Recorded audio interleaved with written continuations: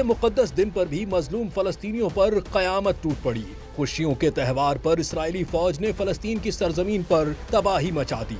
सेहूनी फौज के हालिया हमले में 80 फलस्तीनी मौत की आगोश में चले गए। गैर मुल्की मीडिया रिपोर्ट के मुताबिक इसराइल की जानिब से अक़वाम मुत्तहिदा की पनाहगुज़ी एजेंसी के तिब्बी मरकज पर हमला किया गया, जिसमें बच्चों और औरतों समेत 22 अफराद का कत्लेआम किया गया। इसराइली फज़ाइया ने बताया कि बैत हुनून और बैत लाहिया के इलाकों से जबरी इनखला के बाद आर्जी कैंप में पनाहगुज़ी अफराद पर भी बम बरसाए। इसके अलावा गजा पर इसराइली हमलों में मजीद 80 फलस्तीनी शहीद हो गए। दूसरी जानिब इसराइल ने गजा के बड़े इलाके रफा और खान यूनिस के इलाकों को जुदा करके मोराज कॉरिडोर का नाम दे दिया।